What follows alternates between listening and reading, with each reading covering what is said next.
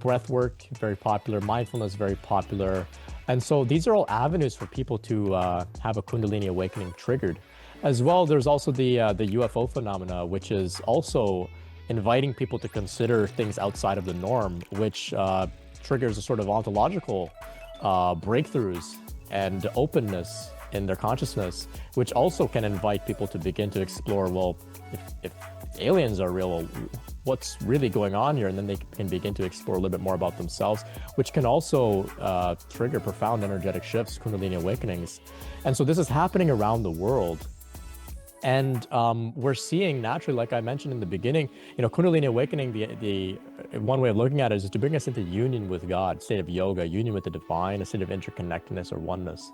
And so in my life, through synchronicity, I've encountered people, that are also going through Kundalini awakenings, but it's through synchronicity that we cross paths and we begin to exchange information, stories, data, insights, support with one another, and maybe even collaborate on some projects or initiatives that could be of service in the bigger picture. And it seems like this is happening around the globe. It's almost like a web or a net is sort of being created to kind of cover the entire globe with this energetic field of consciousness. The yogis would call it a Shakti, which is the power of consciousness. And so it seems that this is what is happening here. And there's also the idea of the earth itself having its own Kundalini as well. Some may be familiar with the earth's chakra points around various sacred sites. It seems that the earth also has this energetic power which can bring about transformation globally as well. And I think that's what we may be seeing here on the planet at this time.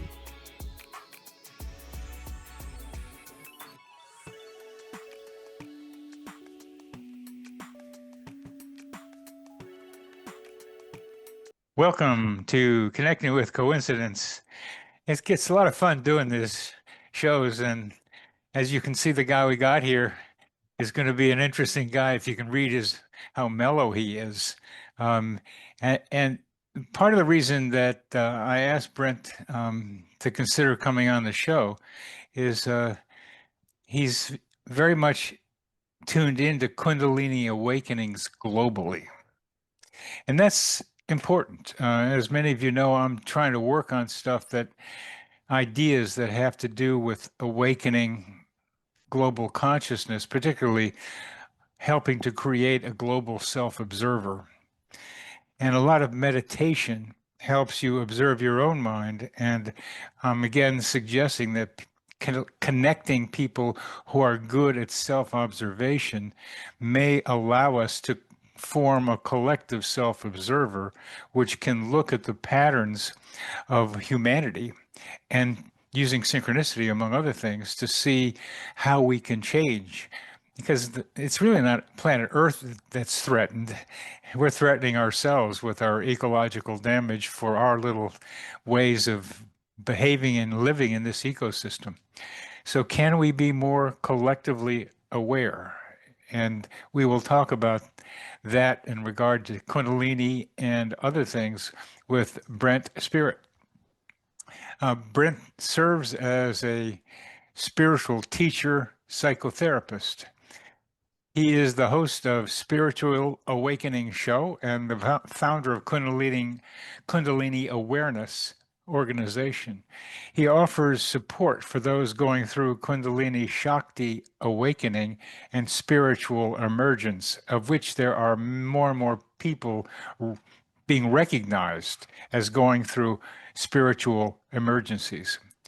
Since childhood, he has been in a mystical and mysterious spiritual awakening process involving expansive states of awareness, synchronicity, non-duality, and no self, realizing there is no self, Kundalini Shakti awakening, emotional healing, and we'll see much more. Today, he heeds his call to raise awareness about spiritually transformative experiences, start conversations with others about far out, I'll add groovy topics, and accompany fellow travelers on the path. Thanks for accepting my invitation, Brent. Glad to have you with me. Bernie, thank you so much for the invitation. I've been aware of your work and the Coincidence Project for some time, so this is a real treat for me. Wonderful. Wonderful. It's nice to know it gets out there because synchronicity is still a niche idea, apparently, even though it ain't no niche in experience. It's probably one of the most common spiritual experiences in the world. But because it's so common and because it's weird and normal people have it, quote normal, um, it doesn't get much press. So I'm glad that it reached your awareness. And I'd like to start off these shows when possible with a synchronicity story, and you got a an entertaining one, I think. So why don't you tell us about that one? Yeah, for sure. So my journey of exploring synchronicity began about a decade ago. I was working at a diner, washing dishes. I had just finished reading um, Dr. Campbell's book, My Big Theory of Everything, My Big Toe, Tom Campbell. And this was a really in-depth book, pretty big. And I was a young kid, early 20s, diving into some of this material and very niche book, if you will. Anyway, the guy who had just joined the restaurant there washing dishes with me, he mentioned a line or two that reminded me of the book. And I said, where did you hear those words, that line? And he said, my big toe. And I said, there's no chance you read that book too. I just finished it. And he said, yeah, I read that book. And I thought, this is a really interesting coincidence. This wasn't Harry Potter. This is a pretty niche book, like I said. And I thought, there's something going on here. I need to investigate what brought us together. This can't just be a random chance. And so I took it upon myself. I was at a position in my life. I just finished my undergrad, and I thought, I'm going to explore this really deeply. Whatever's going on here, I want to find out about this. So I contacted my best friend. I said, look, this is what I'm interested in doing. I want to just take a deep dive into whatever this coincidence thing is, these synchronicities, what is going on here. I said, you and I were going to live together. This is my budget. Go out and find a place for us to live. I trust you fully. I trust in whatever's orchestrating these coincidences to take care of it. Leave me out of it. And so he went, he found a place. I said, great. I moved in. Everything was perfect. Great location, fit my budget. It was all good. So I'm really in the flow now. I just left my job. I have only one thing in mind, which is just to explore what all of this is about. And so naturally, I thought this could be a good time to try LSD for the first time. So I went out, I acquired some paper tabs. My friend and I had a great trip, really remarkable, far out, groovy, all of that. It was incredible. Lasted about 8 hours. Felt like what I would imagine an LSD trip would be like. And I said, wow, this is amazing. Talked to a friend of mine the next day, debriefed a little bit about my experience, and she was very intuitive, very experienced with psychedelics. And she says, Brent, it doesn't sound like what you're describing is LSD. And I said, what do you mean? She said, it just doesn't have that flavor to me, the way you're describing the trip. She said, in our area locally, lately, people have been selling other things and, passing it off as LSD, unfortunately. And I said, oh, that's not good. And she said, yeah, there's something really popular lately going around called 2C, number two, letter C. Maybe that's what you did. It kind of reminds me of that. And I said, man, this is concerning. I'm doing the irresponsible thing. I've done some mystery drug. I gave it to my friend. This is, I felt really guilty, ashamed, anxious. I'm not going about this in the right way, I thought. And so, I'm eating breakfast and I said, I can let this anxiety go because we were safe. We had a good time. I got a lot out of the trip nonetheless. Sure, we don't know what this drug was, but, anyway. Okay, I let it go. I let the anxiety go. And then it dawned on me that on my front door of this apartment, in big, bold brass metal letters, was our apartment number 2C, third unit on the second floor. And I thought, wow, okay, this was definitely, a sign validating that whatever mysterious psychedelic we did must have been 2C. And it felt as if this was a beckoning from the universe saying, you want to play? You want to find out more about coincidence and synchronicity? Let's play. Let's see. Come, we have more where this is. And so for the next 8 months, I dedicated myself fully to just really exploring this, and it got really, really incredible, really out there. And ever since, that exploration has continued for over a decade. And now synchronicity has become a I don't want to say normal part of my life because it still has this super normal, supernatural, mystical, awe-inspiring element to it, but it's something I use on a daily basis to navigate life, to make decisions, to feel into what the next move might be, for me, and to trust that everything is unfolding according to some higher plan orchestrated by some intelligence beyond my mind that seems to be able to pull these things off effortlessly, which may be impossible for me to pull off, but it seems to do these things um, without breaking a sweat whatsoever. And I love to play along with this, and it's been a big part of my life, and I'm really excited to talk to you about it. It's so cool. Do you want to play? Yeah. Now, the two coincidences, the big toe one and the 2C one, are not particularly outlandish synchronicities, as you well know. You've had much bigger ones, from what I understand, that you haven't said afterwards. But the key thing is that you had a little different way of thinking about it, partly because of your magical mystery upbringing, of whatever you meant by that. So you said, no, this has to mean something more than just two people reading the same book. A friend of mine and I from residency are reading a book by the same author right now, and that's that's a coincidence. And so we don't make a big deal. I know what it means that he and I are connected, but he doesn't make much out of it, and I'm just used to it. It's this sort of thing just happens. But for you, the remarkable thing about you, Brent, is that same book and then the 2C um, are like, oh, okay, okay, but you really ran with them. You took it as a message. Let's play. It's such a great response. How come? Yeah, I think there's one factor was I was at a position in my life where I could afford to play. I could afford to kind of just say, I just finished my undergrad and the kind of the world was open to me, and I saw perhaps there's something here, a thread that I can pull. And if it's valid, well, what would the implications be in my life? If it wasn't valid, well, hey, I can say I gave it a shot. I explored it and I found that this was just random nonsense. And I was, forcing meaning upon things that had no meaning. But I said, if it's real, what could that mean for the rest of my life if I tap into this really? And I mean, it's been a decade since, and it's only gotten more and more incredible that the universe continues to say, hey, there's more. Let's keep playing. And it's become practical and functional in my life where I can actually use it.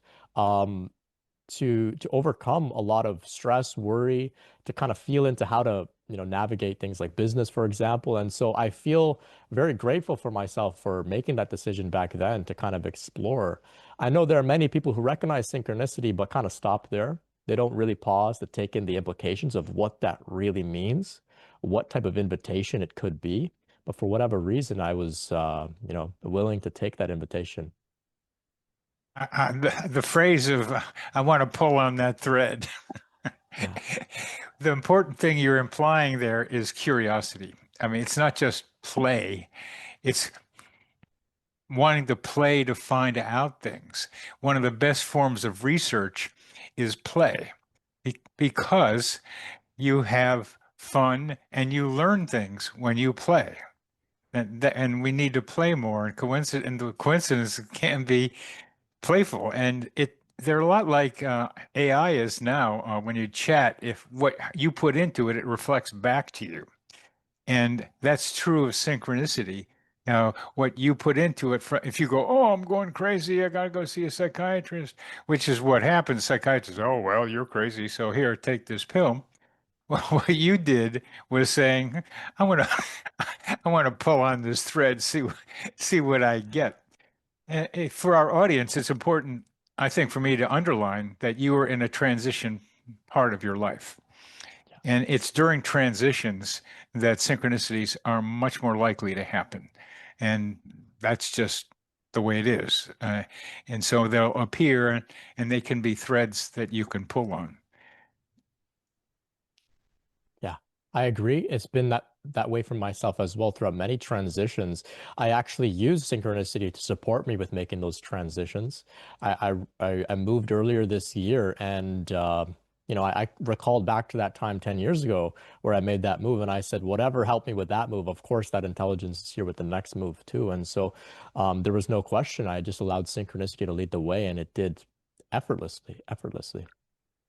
Of course, intelligence will guide me. I mean, that just doesn't come out of nowhere, that Yeah. belief. And I'm not going to try to say where it came from or ask you to talk about it. I think you've got it. And you have that belief. Now, you've talked about two important elements of coincidences. One, they help with decision making among businesses. They help in transition, you've been able to say. But you're implying they also are clues to how reality works when you say Mm. the universe. So those are two elements that are things for us to discuss. I think the important thing to me and for us is how you connect with synchronicity and Kundalini awakening. Because spiritual awakenings and synchronicity are related. They're small aspects of a much bigger thing. Yeah, so Kundalini awakening, of course, being the energetic process of spiritual transformation as shared by the yogis. They use this term Kundalini. Um, One way of looking at the goal of this process of Kundalini is to bring about a state of yoga, union with the divine. And so when I use the term universe, I think that's synonymous, at least the way that I use it, with the divine, with God, with source, with infinite intelligence, whatever it may be. And so this Kundalini process moves through the nervous system, through the chakra system, bringing us into a state of union with God, union with the universe in this sense. And synchronicity reveals, once again, this interconnectedness between all that is, where we're not these separate individual people in a big, scary world where the world is out there and we're over here. It's actually, we are part of it. And there is some higher intelligence that seems to be orchestrating some of these events and unfoldings. And that higher intelligence, I would say, is no different than God. And so as we go through this Kundalini process, it brings us into these states of oneness, of interconnectedness, and people begin to experience synchronicity as part of one of the signs of progressing on the path. Sometimes people also experience synchronicity as being a great invitation, like for me, but I've encountered people whose Kundalini awakening process began in moments where they just were able to note synchronicity all around, and it couldn't have been ignored. And it evokes a great curiosity, which says, clearly, whatever is unfolding around me, I must be part of it too. It can't be that I'm witnessing something that I'm separate from. How can I uh, better come into alignment with this beautiful orchestration? And that's once again the question of how can I attain yoga? And so these are some of the ways that I like to see them intertwined, the Kundalini awakening process and synchronicity. I've also noted virtually everyone that I've spoken to about Kundalini awakening, we discussed the topic of synchronicity, and I don't think anyone has really ever said, what is that? What are you talking about? I haven't experienced anything like that. I think everyone going through a Kundalini awakening has experienced this to some degree or another. And so it's almost like it's a standard language that we use when talking about this process. That's kind of what I would expect from what I know of near-death experiences, that before and after, people have more synchronicities after their near-death experience than they did before. So there's a whole collection of what we might call spiritual awakenings, which are then accompanied by an increase in synchronicities. Uh, And that's true. It's just reality.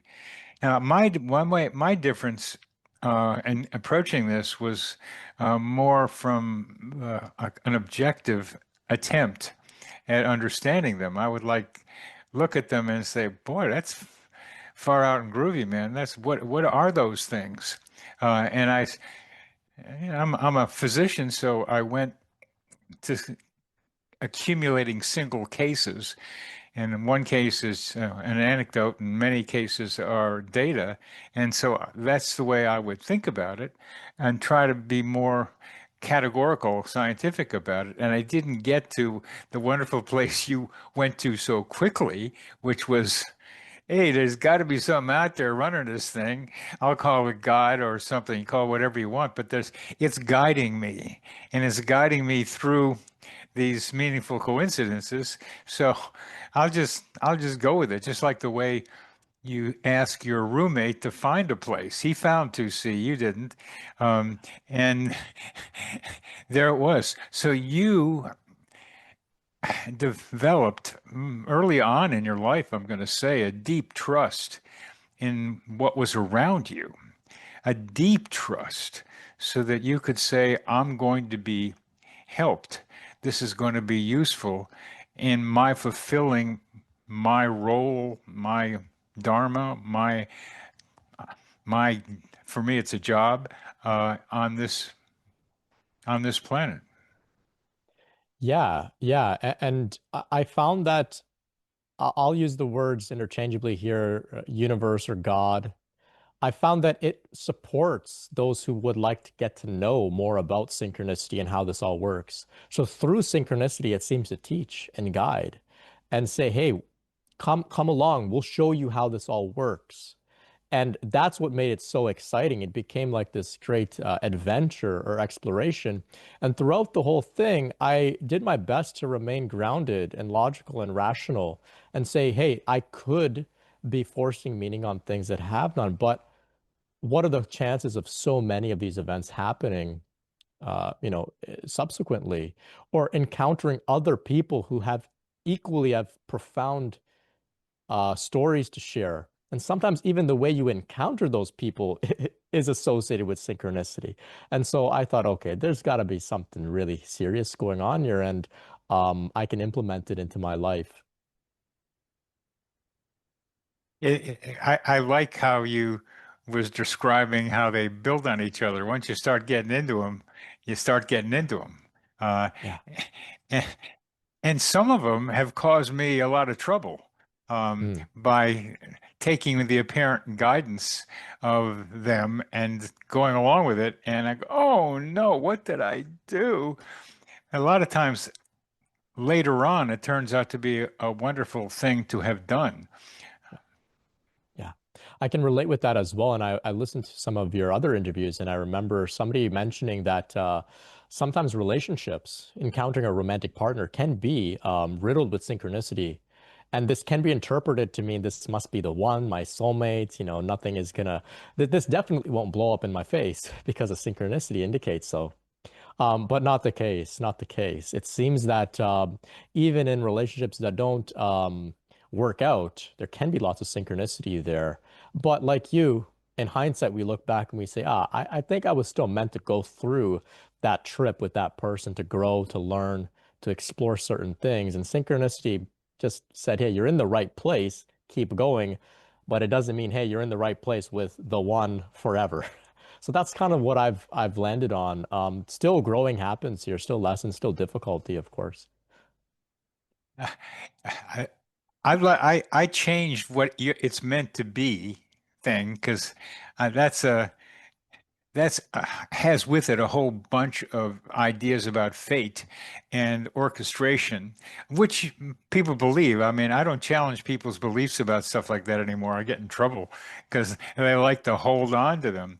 I tend to be more practical. Like I was just started a relationship with somebody, and it was great for a while. She started with me, and then and it turned out to be an awful rejection.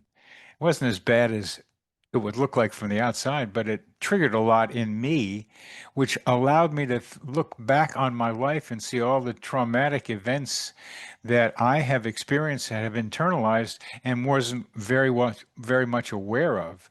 And now I am very clear more clear than I have been with help of my therapist of my anger. I've known it's been there a long time, but this small rejection triggered my understanding of something that I've been trying to understand for a long time. My anger is cold, not hot. And there's a very negative slant to what I say about it. The court would say this is like you've violated the court protocol. This is you haven't done this. It's condemning. You know better. It's a bad feeling. And I was able to tell my son about it. That he knows very well, but he saw me acknowledging something that I wasn't clearly aware of, and it's because I stumbled into this relationship and it happens.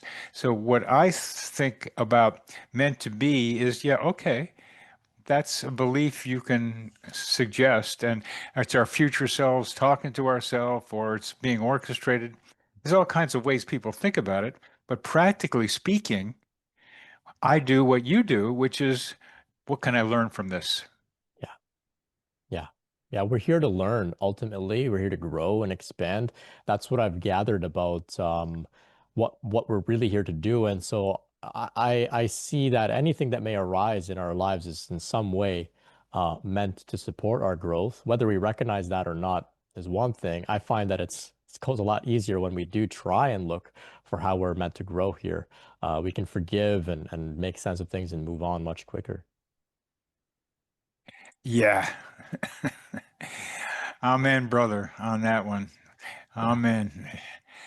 Well, let's go to the global thing, and I just like to put two words there for you to be considering: um, global Kundalini and global synchronicities. Mm. Yeah. So I meet with people from around the world that are experiencing profound spiritual awakening processes, sometimes called spiritual emergence, or if it's really challenging, spiritual emergency, often associated with phenomena that we would describe as energetic phenomena moving through their body. They have different spontaneous phenomena arising. Sometimes their body wants to move on its own, emotions are coming up, things like this can be very, very challenging. As well, they can begin to experience expansions in their perception and the way that they view themselves in the world. And along with those expansions, they can begin to observe synchronicity. They start to see this interconnectedness that we're talking about here, that there seems to be some sort of intelligence present in their life in some way, helping them to arrange these synchronicities and whatnot. And so this is happening more and more around the world. It seems that it's almost like many more people are having this awakening process triggered with them. I think this is attributed to there's some planetary alignments, which I don't know much about, but it seems to be a thing. We're at the precipice of global crises in so many different dimensions. So naturally, it seems that this is emerging as perhaps a solution. As well, what may have been esoteric and secret and occult practices throughout history are now widespread. Meditation is very easily accessible. Virtually everybody has had some encounter with it, at least in the West. Um, Psychedelics they're being studied by mainstream science. In some places, they've been legalized. Breath work, very popular. Mindfulness, very popular. And so these are all avenues for people to have a Kundalini awakening triggered. As well, there's also the UFO phenomena, which is also inviting people to consider things outside of the norm, which triggers a sort of ontological breakthroughs and openness in their consciousness, which also can invite people to begin to explore, well, if aliens are real, well, what's really going on here? And then they can begin to explore a little bit more about themselves, which can also trigger profound energetic shifts, Kundalini awakenings. And so this is happening around the world. And we're seeing naturally, like I mentioned in the beginning, Kundalini awakening, the one way of looking at it is to bring us into union with God, state of yoga, union with the divine, a state of interconnectedness or oneness. And with being interconnected with all that is, naturally synchronicity is almost there, you could say by default. Of course it would be there. because it's all one thing operating in some degree of uh, it's in a synchronous way.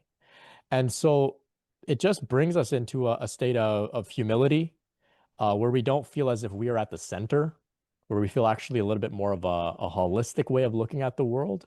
And this can evoke feelings of wanting to care for the world, the planet, one another, deep compassion, thinking outside the box as well, ways that we can come up with solutions to some of these crises on a global scale. I think that it may be, we may see some of these great innovations coming from people that have had profound spiritual awakenings.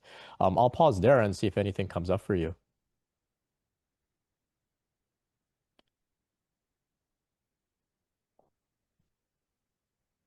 Say that again. What, the I, I, last thing? I said I'll pause there and see if Oh, anything comes up for you. okay. Okay. I was just listening to your rap there. It was cool. Um, what comes up is what is a Kundalini awakening? What is the experience of it for the individual? Hmm. And with that is if multiple individuals are experiencing them, and we are all like much more connected than we think. We're because the separate between self and other is not as big as we're both separate and part, and that's a hard Hmm. thing for people to do. It's just be at one with everything and be yourself. But that's part of the challenge of living here in this polarity place called Earth. I'm looking at global Kundalini awakening, which means not just individuals, Uh-huh. but people who are sharing a similar experiencing coming together in some form or another so that their thoughts and experiences become interchangeable and they it's kind of a form of telepathy of biofields, biomagnetic energetic fields overlapping with each other because there's information in our fields that we can pick up without words. Right. Yeah. So it seems that people going through these Kundalini awakenings, which is one way of describing the energetic process of spiritual transformation. And so it can look very different for many people. Traditionally, we have this idea of energy moving up the spine, up the spinal column. The yogis would refer to this as the Sushumna Nadi. Seems almost synonymous with the vagus nerve in a sense. So people report energetic phenomena moving up the spine, but some people have very gentle Kundalini awakenings, which don't actually have these marked, very explosive moments. Um, some people have very gentle processes where they don't even recognize that they're going through something that would be called Kundalini if they were to do a bit of investigation. So individuals are having these experiences, but what seems to be happening is that when the time is right, through synchronicity, they are drawn to others that are having this experience as well. And it seems that there is a form of telepathy or interconnectedness or deep empathy, which seems to rely on a shared energetic field uh, that people are creating or emanating or radiating together. And it doesn't just happen only within the physical world. People are also having these synchronicities connect them digitally as well, virtually over online communities, where that field seems to not be limited by technology. It seems to actually take advantage of technology and bring people together. And so in my life, through synchronicity, I've encountered people that are also going through Kundalini awakenings, but it's through synchronicity that we cross paths and we begin to exchange information, stories, data, insights, support with one another, and maybe even collaborate on some projects or initiatives that could be of service in the bigger picture. And it seems like this is happening around the globe. It's almost like a web or a net is sort of being created to kind of um, cover the entire globe with this energetic field of consciousness. The yogis would call it a Shakti, which is the power of consciousness. And so it seems that this is what is happening here. And there's also the idea of the earth itself having its own Kundalini as well. some may be familiar with the Earth's chakra points around various sacred sites. It seems that the Earth also has this energetic uh, power which can bring about transformation globally as well. And I think that's what we may be seeing here on the planet at this time. Your ability to not only just talk about energetic fields, but to communicate energetic fields as we are talking, because I can feel mildly the what you're talking about as you're talking about it. It was more intellectual before, but as you're doing this, you are an energy kind of guy. You're very much tuned into energy fields. This is your own energy field you're tuned into, and that means you can tune into various degrees of other people's energy fields, including the Earth's, which I think is far and groovy to use our terms. Um, so, what I'm looking toward, Brent, for the future of communication with human beings is that we can communicate more effectively without these grunts that we call words. We can use them, but the energetic fields that you are emanating now, and the heart that drives some of that energy field vibrational thing, when you can turn it on and turn it off to some degree, as well as what comes out from your mind, which is an energy field too. It's kind of not as intense as maybe the heart, but it's kind of more discriminating. It's got little specific little dots in it called the words and ideas, but I refer to them as movies. Uh, that as you talk about the world and the global expansion of energy, I began to see vague outlines of the movie that you were describing, which is va va va here, va va va there, and not just in a space where we're together, but also across distances, kind of like what we're doing. And so you were describing a movie that because your heart is opening up more now that we're talking longer, and we're getting to a subject that you love, with Mhm. energetic fields, you're able to communicate more effectively to this receiver who's open to this kind of stuff. I like energy communications like this. Yeah. Yeah. When we talk in spirituality about, being in silence, being in stillness, I don't think that it's not that there isn't any um, dynamic quality there. I think if we rest in silence or stillness, we get to tap into there's a lot of activity actually going on here.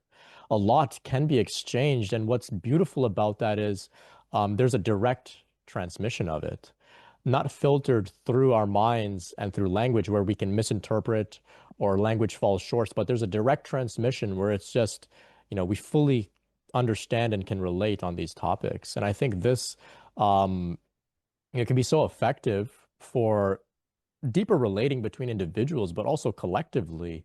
There's a shared understanding of, what we're here for, what's true, and perhaps even what some of the solutions may be to some of the global crises that we have.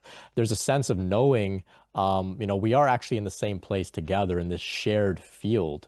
And so even now I'm speaking about it, but it feels like I'm butchering it. I'm falling short with my words as well here. And maybe others listening in on the recording can pick up on some of the field that you and I are creating together. It's a valid thing. It's very valid. I tap into it on a regular basis, as do many others. There are some who do distance healing. They're tapping into the same field as well. And so it's there. It's just now I think collectively we're becoming aware of it. You described an important idea for me that if you're meditating in a group, that communication can be done in the group without words. That I think it takes knowing other people in the group. It takes a kind of trusting and experiencing familiarity with each other, like like at the top of, like up on the top of a mountain in Nepal, people meditating together from the village below, might they know each other, so they have a little Mhm. better communication, but they build on what they've had before. But when you get people together for even 10 days for a meditation, they don't know each other in the usual way. So I suppose, and I'd like to hear you describe how that happens with people who don't know each other in a long, many days meditation. Yeah, I've experienced this over the course of a few 10-day retreats. You don't know the people that you're sitting with because we don't talk. But then afterwards, it's as if they're your brothers, they're your best friends, as if you've known them for a long time and you went through a great journey together, despite not even exchanging a nonverbal gesture with them. It's very interesting. I think energetically, our hearts are always communicating. There's electromagnetic information being exchanged on some level, and that evokes a state of a sense of familiarity, safety as well. Um, this I think that's what maybe is going on here on some level. Being steeped in the energy field together creates a sense of perhaps even coherence together, which of course evokes trust and perhaps even too much trust. If I've recognized that as well, where after some of these retreats, like I said, people will approach you as if you're their brother or you're their best friend, but on some level, you actually still don't know each other. You just went through something together. It's pretty profound. Um, so that's been my experience at least. It seems that also that type of connection can fade as well afterwards. And you look back and you think, wow, that was interesting. I felt really connected and really safe and familiar with those people. But now that it doesn't seem like that connection is there anymore. I've noticed that as well. That's, that's because they start talking. That's what happens. Right. When you got the silence, the words don't get in the way. I experience something like that at dance frequently when a new person comes in, or sometimes somebody I've known for a while.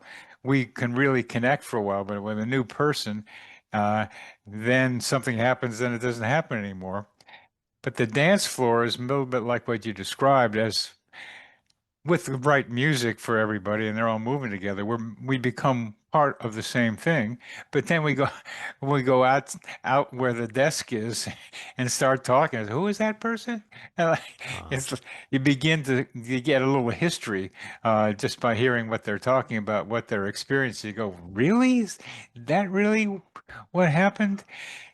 And this brings me to what I, as a psychotherapist, psychiatrist, are most interested in and want to know about what you think is that we can talk about oneness and connection, but I am trying to talk about also about how we haven't learned a technology, I'll use the term, for vastly improving our interpersonal relationships. yeah. Yeah. So I'm a very new psychotherapist myself. And so I'm just beginning to tap more into some of these uh maybe not the right word, but more vague concepts of the field between a therapist and the client, where we're not particularly using techniques, but there's a field we're tapping into together, which is once again an energy field. And I think through the practice of emotional attunement, we can improve our relating with other people, acknowledging that when we do enter a space together, we're entering into a field together, an energy field, and we can begin to consider, what are we contributing to that field, um, which could in turn make us maybe pause before contributing something harmful or negative or careless to the field. We see it as a shared space. You can call it a sacred space or something like this in relationships. Um, where, if we share a house with somebody, what garbage are you going to bring and dump in the living room floor, Yeah. right? And so we could kind of look at it like this. So these are some of the ideas I've been experimenting a little bit and developing as a therapist myself, further attunement. And then, of course, naturally, the next step is to really try and bring that out into my relationships as well, where we're relying on something beyond our minds to facilitate our relationships, which I think is, that's where conscious relating and relating as a relationship as a spiritual practice becomes, at the forefront. Relationships as a spiritual practice. Yeah. But sometimes somebody's got to do the dishes. Uh, Yeah. Sometimes people are tired and no, you do it. Uh, it's and sometimes, as has happened to me too many times, there's a conflict between me and somebody. And recently, I've had a couple of people who wouldn't discuss it with me. And there is still a need for discussing what goes on, I think. Absolutely. Yeah, absolutely. Those who become sensitive to this, we'll use the word field. Those are sensitive to the field. If there's no discussion, it can be pretty off-putting because something is off. You feel it. And yet when there's no explicit, dialogue about it, it can make you question yourself, question what you're feeling, especially for those that are sensitive, intuitive, maybe, empaths, for example. It can cause them to feel doubtful of themselves. So yes, naturally, of course, we have to communicate. I don't know if verbal communication will be something we evolve beyond. I think it will be supported by the acknowledgement of the energetic component of relating as well. It ain't going away. We're too much yappers. Yeah. We like our words, but we use them so carelessly. And and and that and the multiple meanings, one word on the right context. Like I got in trouble with somebody because I misinterpreted what she meant by it. I couldn't tell what the antecedent pronoun was. So I overinterpreted it as something negative, and it was more specific than that. But that escalated, but we didn't talk about it. It was text. And Mm. to be able to talk about it helps clarify some of these ambiguities. And when you have a conflict with somebody, that's an opportunity for growth if both people recognize it. I want to try an idea on you that I've just had I just had for a very, very long time, and I'm writing about it in this current book, A Psychotherapy for Humanity. And it's a two terms that are used, one used a lot and one isn't used, and I've made it up, but it's there.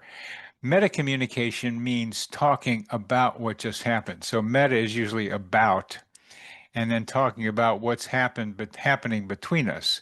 So when somebody says, "Honey, we need to talk," you go like that. Um, but that's an asking for a meta communication, that communication about a communication that was probably problematic. It can be said in another way rather than, honey, we need to talk, because the person who's saying it is a little nervous about bringing it up. Mm. And that brings up what I'll call paracommunication, is when the person says, honey, we need to talk, without saying it, the person who is saying, honey, we need to talk, is bringing a threatening aspect to the relationship. So the talker who's afraid of bringing it up, but does, is then making the listener afraid. And so the talker is more dominant and the listener is more afraid and subjected to the other person, which is a long way of saying paracommunication is a way that we indirectly, through speech and nonverbal communication, try to get another person to fit a role that we want them to play. Mm. Yeah, fascinating ideas. Of course, I've experienced this myself, definitely, and so it's interesting to see you break it down in this way to really understand what's going on there. Um, I find that.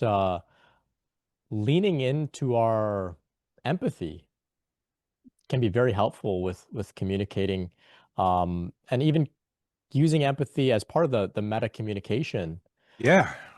right? So in the middle of a discussion, just checking in, hey, how are you feeling about what's happening right now? Yeah. Yeah. Right? It can be very effective, very reassuring. And it's the practice of attunement.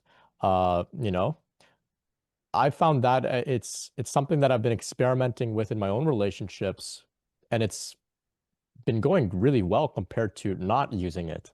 Yeah. Really actively tapping into empathy here. Well, tapping into your interest in the other person's experience Yeah. and letting the other person know you are interested in their experience. That's a different thing than sitting there and listening to them and feeling some of it, maybe accurately. But I like to do with some of my patients, I can feel what they're feeling, I think, Yeah. even if it's on Zoom Yeah. and or FaceTime. And I can say, I'm feeling that you're angry here. And person says, no, no, I'm not. I said, but oh, just so you know, I think I can register what you're feeling more accurately than you can because you've blocked that anger from coming to your awareness.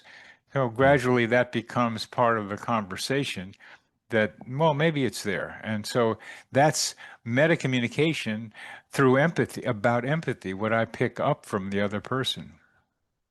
Yeah, that's really powerful. And maybe we could say this is some form of telepathy.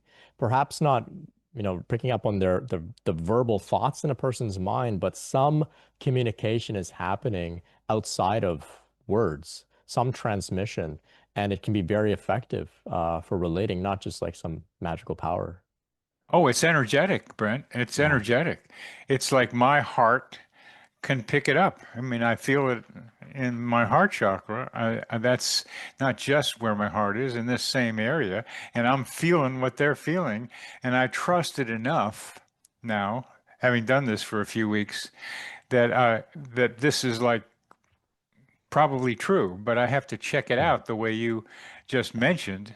Is this so? What we're talking about here, I think, is part of what humanity has to do. It's recognizing we're connected with each other, but recognizing that we don't have, and I use the term with some hesitation, an interpersonal technology with Mm. better words than we have. Like in groups, commenting on what's going on here is called group process. No, commenting on it is called metacommunication.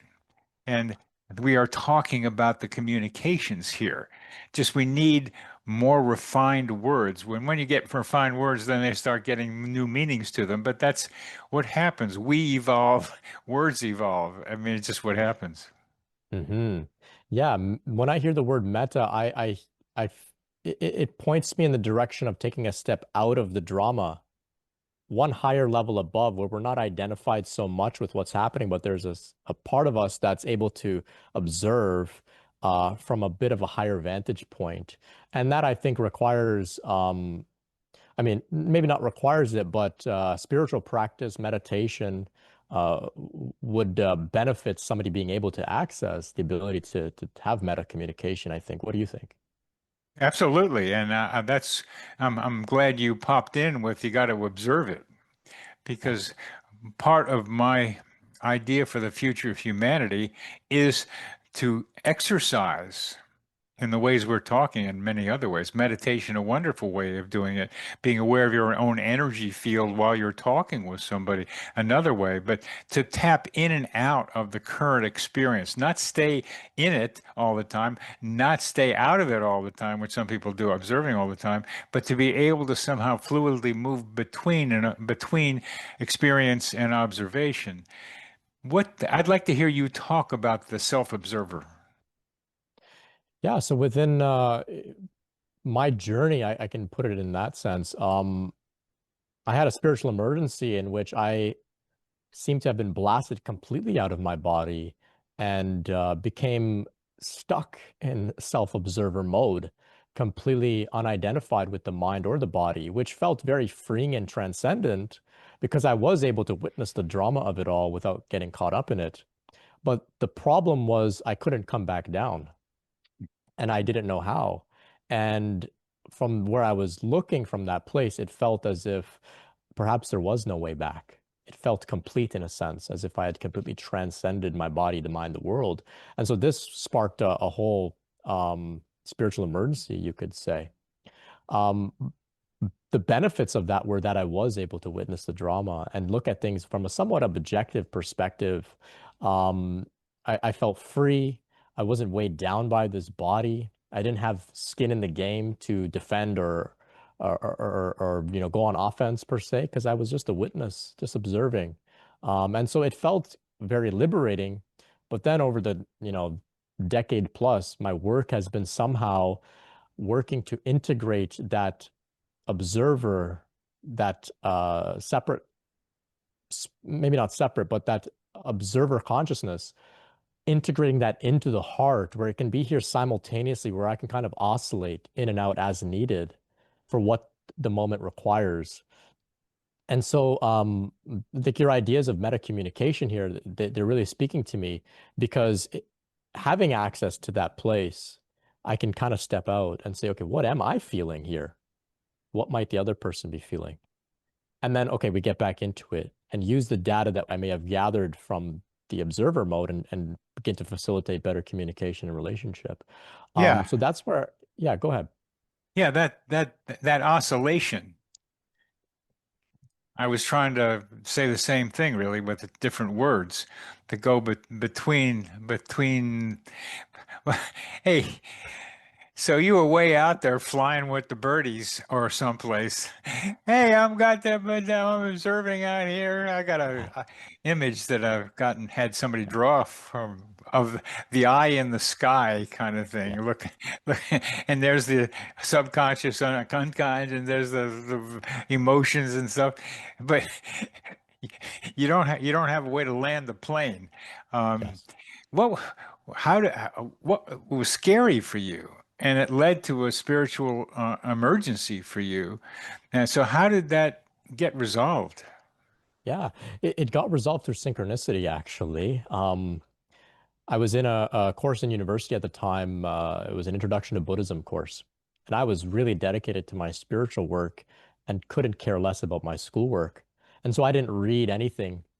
But I had one of the textbooks on my desk as I'm experiencing this really transcendent, far out experience. And I'm not, like I said, I'm very scared and uncomfortable, wondering what is happening to me.